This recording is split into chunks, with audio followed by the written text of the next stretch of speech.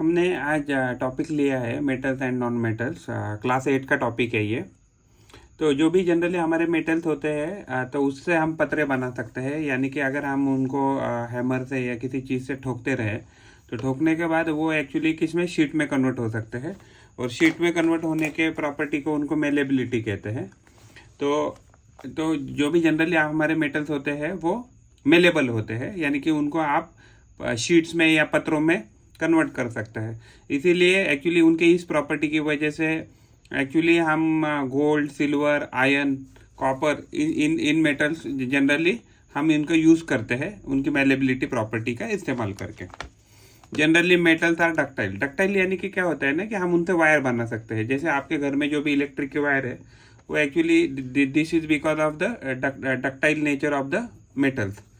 तो वो जो भी उसे हम वायर बनाते हैं, तो जनरली हम वायर किस किस से बना सकते हैं, तो हम एक्चुअली वायर बना सकते हैं गोल्ड से, सिल्वर से, कॉपर से एंड एल्यूमिनियम से। मर्क्यूरी जो मेटल होता है वो एट अ रूम टेम्परेचर अगर देखें तो लिक्विड स्टेट में होता है। तो रूम टेम्परेचर का मतलब है अगर आप अराउंड 30 डिग्री सेल्सियस में 25 to 30 डिग्री सेल्सियस की अगर बात करें तो इस डिग्री सेल्सियस में या ये टेम्परेचर पे आपको मर्क्यूरी जो मेटल है, तो मर्क्यूरी मेटल आपको लिक्विड स्टेट में मिलेगा। हाँ, एक्चुअली ये this is the only one metal की जो मेटल होने के बावजूद भी रूम टेम्परेचर पे हमें लिक्विड स्टेट में मिलता है। फास्फोरस की अगर बात करें तो फास्फोरस एक नॉन मेटल है, और ये बहुत very highly reactive non metal है। तो उससे क्या होता है ना कि अगर मान लीजिए अगर आप फास्फोरस को इवन हवा में भी रख दें या इवन ओपनली अगर आप रूम वगैरह में रख दें, तो ये क्या करता है, तो ये आपको एक्चुअली हवा के साथ रिएक्ट करके या हवा में जो भी मॉइस्चर है उससे रिएक्ट करके बर्निंग करना चालू हो जाएगा। अगर metals are very good conductors of heat and electricity. तो मेटल्स क्या होते हैं कि बहुत अच्छे हीट और इलेक्ट्रिसिटी के कंडक्टर्स रहते हैं। इसलिए हम क्या करते हैं, जो भी हमारे जो बर्तन होते हैं तो वो बर्तन हम जनरली मेटल्स के बनाते हैं। मेटल्स के इसलिए बनाते हैं क्योंकि जिससे क्या होगा कि they are very good conductors of heat. तो उससे क्या होता है कि कम से कम एनर्जी में या कम से कम हीट में हम जो कुकिंग है वो अच्छे से कर सकते हैं, कम से कम टाइम में एंड कम से कम एनर्जी के साथ। इलेक्ट्रिसिटी के केस में भी क्या होता है कि जो भी हमारी वायर्स वगैरह होती है, जहाँ हमें ट्रांसमिशन लाइन्स हो या घर की जो भी इलेक्ट्रिकल वायरिंग है, वहाँ वो जो वायर्स है हम उस मेटल से बनाते हैं। खास करके बोलने जैसे अगर मेटल बोले तो एल्यूमिनियम की वायर्स आती है जो हाई टेंशन वायर्स वगैरह होती है, और जो भी घर में जो भी इलेक्ट्रिसिटी का जो भी वायरिंग होती है वो आप कॉपर के वायरिंग से करते रहते हैं। अगर आयन की बात करें तो ion is more reactive than copper. तो अगर मान लीजिए किसी केमिकल रिएक्शन में आयन एंड कॉपर अगर रिएक्ट करेंगे तो जहाँ जहाँ पॉसिबल रहेगा तो आयन उसको डिस्प्लेस कर देगा उस केमिकल रिएक्शन में। जब भी हम मेटल और एसिड का केमिकल रिएक्शन करते हैं तो अगर मेटल और एसिड अगर मिक्स करते हैं तो केमिकल रिएक्शन होता है, और उस प्रोसेस में hydrogen gas H2 gas release होती है। तो गैस का सिंपल ऐसा दिखाया जाता है, ऊपर एक्चुअली एरो अगर दिखाते हैं किसी केमिकल रिएक्शन में तो समझने का कि वहाँ गैस प्रोड्यूस हो रही है। Generally non metals do not react with the acid. तो एक्चुअली क्या होता है कि जनरली जो भी एसिड्स होते हैं जनरली वो नॉन मेटल से ही बने रहते हैं। तो अगर नॉन मेटल से बने हैं तो actually non metal generally react नहीं करते हैं। तो इसीलिए जो भी एसिड्स होते हैं वो जनरली जो एसिड्स होते हैं नॉन मेटल के साथ ज़्यादा रिएक्ट नहीं करते हैं। Sodium is very reactive metal. Sodium की अगर हम खास बात बोले, अगर सोडियम को अगर हमने हवा में रख दिया, यानी कि आपके घर में अगर ओपन स्पेस में रख दिया, तो थोड़ी देर के बाद देखेंगे तो आप उसमें से आपको धुआं आता हुआ दिखेगा। यानी कि हवा में जो भी ऑक्सीजन है या वाटर है उससे वो रिएक्ट करके जलना चालू कर देता है। तो इसलिए क्या करते हैं, सोडियम को केरोसिन वगैरह के लिक्विड में डुबा के रखते हैं, जिससे क्या हो जाए वो एयर के साथ या पानी जो भी पानी है एयर में, वाटर वेपर जो है उसके साथ रिएक्ट ना करे, और इसके लिए हमें उसको केरोसिन में रखना पड़ता है। Zinc is more reactive than copper. तो यानी कि जहाँ जहाँ एक्चुअली अगर जिंक और कॉपर किसी केमिकल रिएक्शन में एक साथ आएंगे तो क्या करेगा, जहाँ जहाँ पॉसिबल रहेगा तो zinc is more reactive than the copper. तो इस केस में क्या करते हैं, जिंक रिप्लेस कर देता है कॉपर को।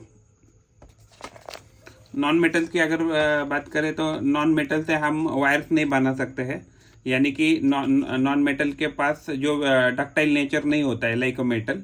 एंड मेटल्स की अगर प्रॉपर्टी की बात करें तो मेटल आर जनरली लस्ट्रस, तो जो भी उनके पास मेटल के पास शाइन होती है उसको बोलते हैं लस्टर।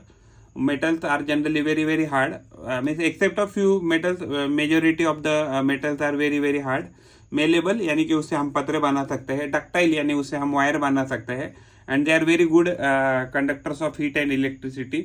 इसके लिए कुकवेयर में भी हम उनका इस्तेमाल करते हैं, और इलेक्ट्रिसिटी की जो भी हमें कनेक्शन वगैरह करने हैं वायर्स वगैरह, तो उसमें भी हम मेटल्स का इस्तेमाल करते हैं। नॉन मेटल्स की अगर बात करें तो नॉन मेटल्स एक्चुअली कैरेक्टरिस्टिक्स अगर हमें लिखने को बोला है तो एक्चुअली नॉन मेटल्स में ज़्यादा शाइन नहीं होता है, बट एक्सेप्ट अ फ्यू कुछ नॉन मेटल रहते हैं कि उसमें शाइनिंग हो सकती है, जैसे ग्रेफाइट हो गया, आपका डायमंड हो गया, उसमें शाइन होती है। तो एक्चुअली जनरली जो भी majority of the non metals क्या रहते हैं, सॉफ्ट रहते हैं, they are not like hard as the metals. Non malleable होते हैं यानी कि उनसे आप पतरा वगैरह नहीं बना सकते, उनके शीट में कन्वर्जन नहीं कर सकते। नॉन डक्टाइल होते हैं तो आप उससे वायर भी नहीं बना सकते, and these are very poor conductors of heat and electricity. तो जो भी poor conductor of heat and electricity होते हैं, तो जो भी हमारे हैंडल्स वगैरह रहते हैं कुकवेयर के, तो हैंडल्स के लिए हम उसको इस्तेमाल करते हैं, and also they are very poor conductors of electricity. उसमें से क्या होता है कि उससे हीट इलेक्ट्रिसिटी लॉस ना हो, या आपको कोई इलेक्ट्रिकल का करंट ना लगे, इसके लिए हम क्या करते हैं, वो करंट लीकेज के लिए हम उसमें इंसुलेशन लगाते हैं। जो इंसुलेशन होता है वो नॉन मेटल्स का होता है। एल्यूमिनियम की अगर बात करें तो aluminium is a metal which is malleable. तो उसमें क्या करते हैं कि जो भी हम खाना पैक करने के लिए जो एल्यूमिनियम फॉइल यूज करते हैं, तो वो उसको बहुत थिन शीट में हम उसको एक्चुअली हैमर करके उसको एकदम थिन शीट में कन्वर्ट कर सकते हैं। तो उससे क्या कर सकते हैं, हम उसका इस्तेमाल करते हैं खाना स्टोर करने के लिए या खाना रैप करने के लिए। तो जो भी इमर्शन रॉड हम यूज करते हैं पानी में डालने के लिए, वाटर हीटर का इस्तेमाल करते हैं। तो जो भी वाटर हीटर होते हैं, तो वाटर हीटर जो भी होते हैं वो मेटल से बने रहते हैं। Metals are very very good conductors of heat. तो उससे क्या होता है कि वो जल्दी गर्म हो जाते हैं, तो वो पानी को हीट ट्रांसफर करके पानी को गर्म करने के लिए हम उसका इस्तेमाल करते हैं। ये एक actually one of the utilization और it is the uses of the property of the metals है।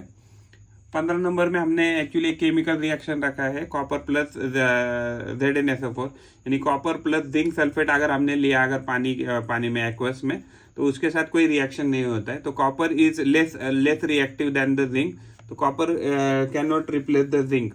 बट अगर उसके बजाय अगर जिंक लिया और उसके साथ कॉपर सल्फेट का एक्वस सोल्यूशन लिया, तो उस सोल्यूशन में क्या हो जाएगा, जिंक रिप्लेस कर देगा, जिंक कॉपर को रिप्लेस कर देगा और उसकी जगह आ जाएगा, और कॉपर को उस जगह से डिस्प्लेस करके उसको बाहर जाना पड़ेगा। तो यहाँ एक्चुअली ये केमिकल रिएक्शन हो जाएगी।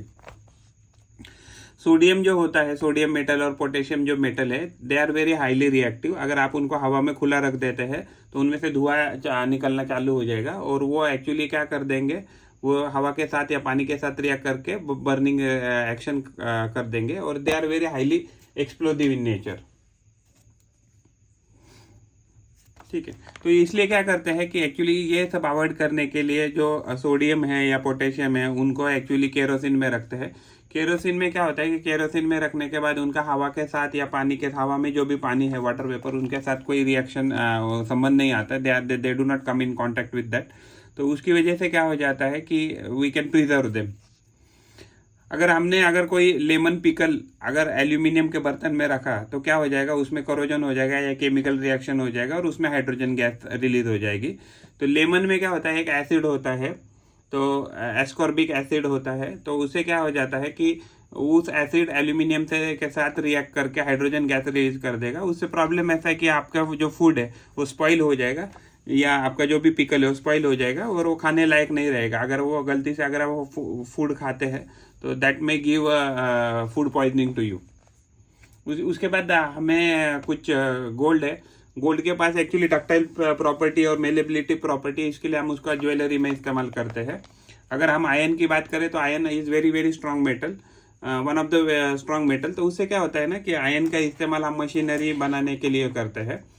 और एल्यूमिनियम क्या होता है कि एल्यूमिनियम इज हाईली मेलेबल, तो इसका इस्तेमाल करके हम रैपिंग ऑफ द फूड करने के लिए हम एल्यूमिनियम का इस्तेमाल करते हैं। इवन कार्बन जो भी एक्चुअली क्या होता है ना, carbon is very good fuel. तो कार्बन से हमें बहुत सारी एनर्जी कम क्वांटिटी में मिलती है। बट कार्बन का प्रॉब्लम ये थी कि कार्बन जब भी जलेगा तो CO2 गैस प्रोड्यूस करेगा या कार्बन मोनोऑक्साइड गैस प्रोड्यूस करेगा।